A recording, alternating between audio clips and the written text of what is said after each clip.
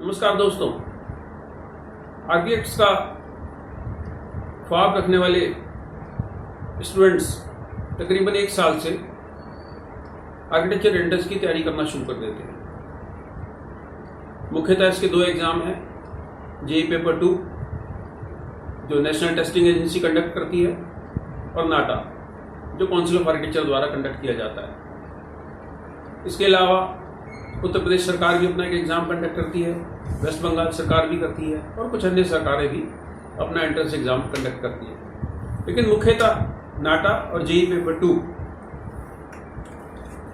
इन 2 entrance exams पर ही छात्रों का भविष्य निर्धारित होता है।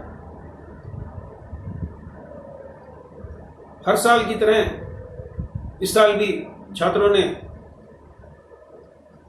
एमसीक्यू की तैयारी की, एप्टीट्यूड टेस्ट की तैयारी की और स्केचिंग की तैयारी की। जनवरी 2020 में एनटीए ने जेईई पेपर 2 का इम्तहान लिया। हजारों बच्चे उसमें बैठे, जिसमें 200 नंबर का एप्टीट्यूड टेस्ट था, 100 नंबर का मैथमेटिक्स था और 100 नंबर की स्केचिंग थी। ये एनटीए का इम्तहान एक बार दोबारा होना था और इसी प्रकार से नाटा का भी 2 बार इम्तहान होना था। नाटा में पिछले साल तक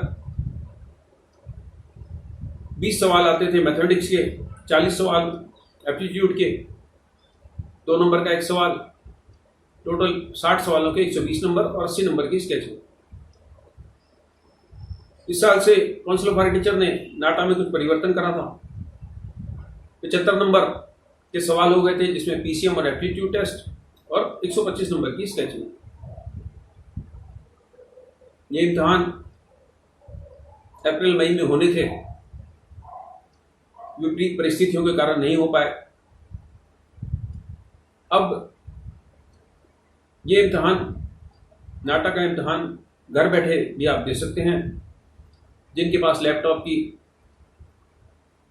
या कंप्यूटर की व्यवस्था नहीं है, वो सेंटर्स पे जाके भी इस इम्तहान को दे सकते हैं। अब क्योंकि ये इम्तहान घर बैठे देने की व्यवस्था की गई है, तो उसमें स्केचिंग संभव नहीं हो पाएगी। 125 नंबर की स्केचिंग की बजाय कुछ नए किस्म के टेस्ट प्रस्तावित हैं। 75 नंबर का इम्तहान उसी प्रकार से रहेगा, जिसमें 15 सवाल फिजिक्स, केमिस्ट्री, मैथ्स के रहेंगे और 35 सवाल एप्टीट्यूड और जनरल रीजनिंग के रहेंगे। अब छात्रों में ये बड़ा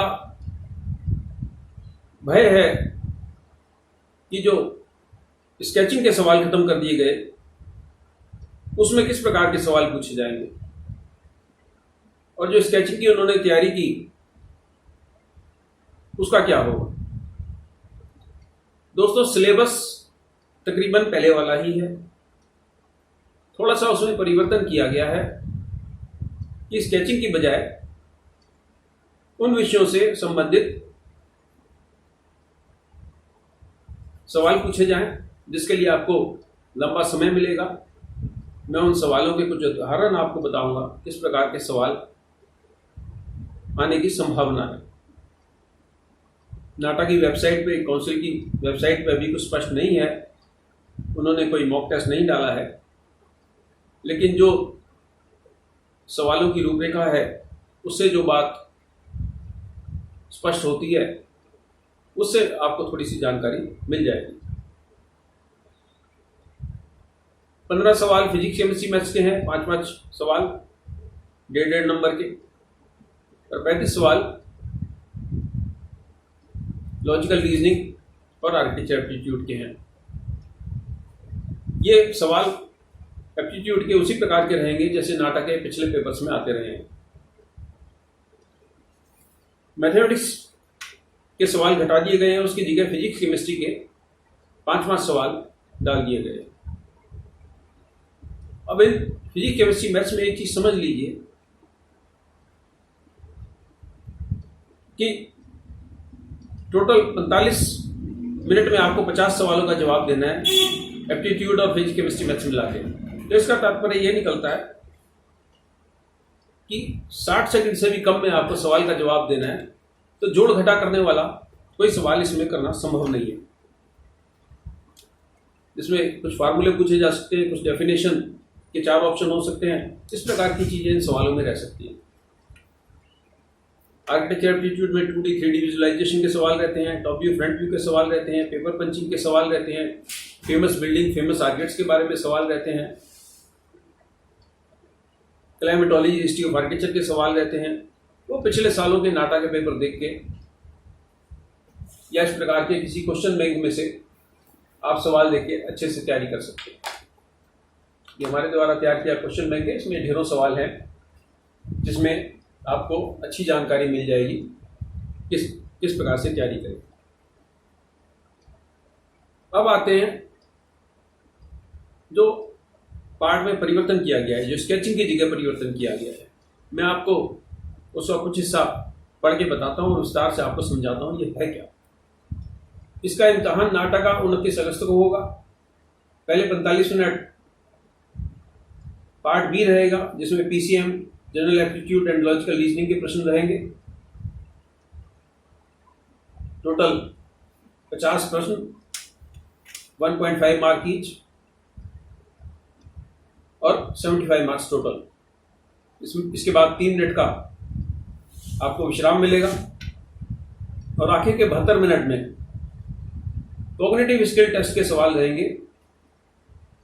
एक बड़ा सवाल रहेगा 17 नंबर का, जिसके लिए आपको 12 मिनट मिलेंगे।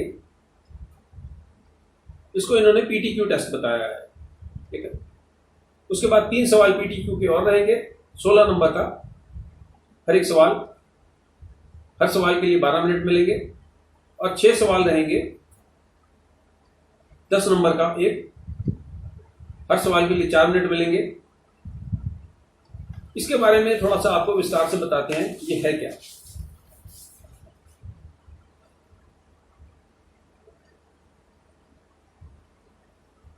क्वेश्चन 1 जो पीडीक्यू टाइप है, जिसके 17 नंबर का प्रश्न है, उसमें 4 चॉइसेस रहेंगी with variable marks, totalling 17 marks.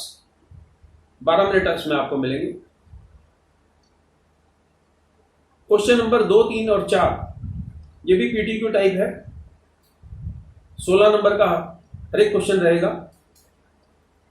और इसमें 4 राइट आंसर्स होंगे। हर राइट आंसर के लिए आपको 4 नंबर मिलेंगे।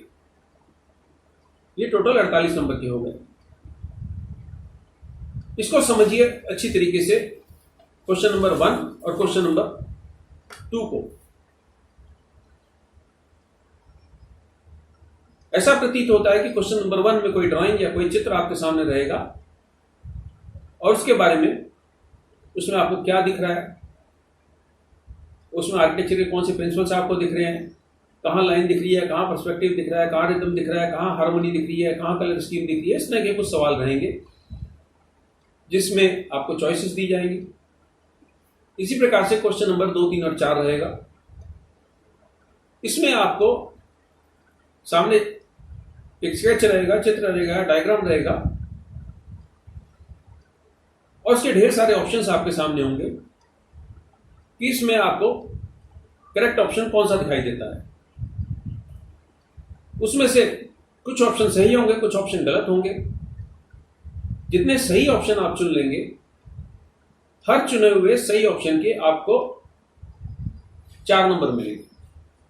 टोटल 4 ऑप्शन उसमें सही रहेंगे, यानी हर सवाल के आपको 16 मार्क्स मिल जाएंगे अगर आपने दिए गए ढेर सारे ऑप्शन में से 4 सही ऑप्शंस का चुनाव कर लिया।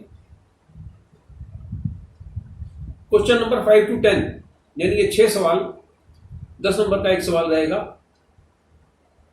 ये एमसीक्यू यानी मल्टीपल चॉइस क्वेश्चंस टाइप रहेगा। इसमें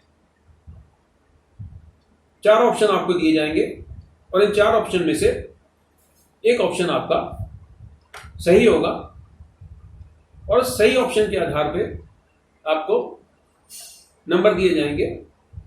टोटल ये 6 सवालों के 60 नंबर है, यानी 10 नंबर का एक सवाल। क्वेश्चन नंबर 5 to 10 MCQ आप समझिए तकरीबन ये उसी प्रकार का होगा जैसे जनरल एप्टीट्यूड और लॉजिकल रीजनिंग के सवाल हैं। तो इस बार आपकी बड़ी जिम्मेदारी बन जाती है कि आप जो सिलेबस में इन्होंने थ्योरी बताई है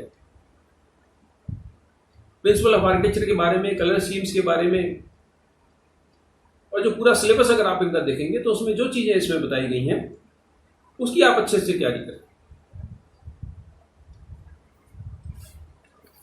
मैं थोड़ा सा आपको एक उदाहरण देके समझाता हूं। ये पर्सपेक्टिव के बारे में हमने इस बुक में बता रखा है कैसे 1 पॉइंट या 2 पॉइंट पर्सपेक्टिव बनाया जाता है। इस तरह का सवाल इसमें रह सकता है कि किसी भी ऑब्जेक्ट को अगर हमारी हाइट ऑब्जेक्ट से कम है तो हमें क्या उसका ऊपर का सरफेस दिखाई देगा, या हमारी हाइट ऑब्जेक्ट से ज्यादा है तो क्या हम उसका नीचे का सरफेस देख पाएंगे। तो जिसको 1.2 पॉइंट पर्सपेक्टिव के सिद्धांत समझ में आ गए वो इस प्रकार के सवालों का जवाब दे सकता है। इसी तरीके से कलर स्कीम्स का अगर आपने अच्छे से अध्ययन कर रखा है, प्राइमरी कलर क्या है, सेकेंडरी कलर क्या है, ठंडे कलर कौन से हैं, गर्म कलर कौन से हैं, तो कलर स्कीम से संबंधित आप सवालों का जवाब दे पाएंगे। इस प्रकार का सवाल आ सकता है इसके अंदर कि कोई आपको रेखा चित्र या फोटोग्राफ दिखा दिया जाए और उसमें आपसे पूछा जाए इसमें आपको क्या क्या दिखाई दे रहा है। उसमें ढेरों ऑप्शन में इस प्रकार के ऑप्शन हो सकते हैं, सर्किल, लाइन, पर्सपेक्टिव, ट्री, इस तरह की ढेरों चीजें जो भी उसमें आपको दिखाई दे रही हैं। और उसमें ढेर सारे ऑप्शन ऐसे होंगे जो उस चित्र में नहीं दिखाई दे रहे, तो करेक्ट ऑप्शन आपको उसमें सेलेक्ट कर दें। दोस्तों, इसका मॉक टेस्ट काउंसिल की वेबसाइट पे एग्जाम से कुछ दिन पहले आ जाएगा, और जो लोग 29 अगस्त को इस एग्जाम को नहीं दे पाएंगे किसी वजह से, उनके लिए काउंसिल ऑफ आर्किटेक्चर ने व्यवस्था की है एक बार ये दोबारा से इम्तहान लिया जाएगा। उसकी डेट्स बाद में बताई जाएंगी। जेई पेपर 2 की डेट्स अभी फाइनलाइज नहीं हुई हैं, उसमें भी अभी स्पष्ट नहीं है कि स्केचिंग का इम्तहान होगा कि नहीं होगा। आप MCQ की अच्छे से तैयारी करें। इस तरह के प्रश्न जो पहले नाटा में पूछे जाते रहे हैं वो प्रश्न आपसे फिर इस बार भी पूछे जाएंगे जिसमें आप अच्छा परफॉर्म कर सकते हैं। और ये जो PTQ का टेस्ट है इसकी भी आप अच्छे से तैयारी करें। ये क्योंकि पहली बार इस प्रकार का टेस्ट लिया जा रहा है। कुछ इस प्रकार के टेस्ट भी सीड में और निफ्ट में रहते हैं जिसमें 2 रेखा चित्र छपे होते हैं और उसमें कहा जाता है कि इसमें 2 रेखा चित्रों में आपस में क्या फर्क है। मान लीजिए उसमें कोई व्यक्ति सड़क पर जा रहा है और 2 चित्र छपे हैं, एक में उस व्यक्ति के सर पे हैट होगा, एक में हैट नहीं होगा, एक में उसके हाथ में बैग होगा, एक में उसके हाथ में बैग नहीं होगा। इस तरह के 5 या 6 ऑप्शंस आपको सिलेक्ट करने के लिए पूछे जा सकते हैं। इस तरह के ऑप्शन आपसे पूछे जा सकते हैं कि किसी 3D ऑब्जेक्ट को डिफरेंट व्यूज आपको प्रिंट करके दे दिए जाएं, सामने स्क्रीन पे दे दिए जाएं, और आपसे पूछा जाए कि अगर किसी ऑब्जेक्ट को हम घुमा फिरा के अलग अलग डायरेक्शन से देखें तो वो इन 4 व्यूज में से कौन सा व्यू पहले व्यू का मैच करता है। इस प्रकार के सवाल 3D 2D विजुअलाइजेशन के आपसे पूछे जा सकते हैं। इसके बारे में आगे भी जो जानकारी हमें को कुछ मिलती है मैं आपसे शेयर करूंगा। नमस्कार।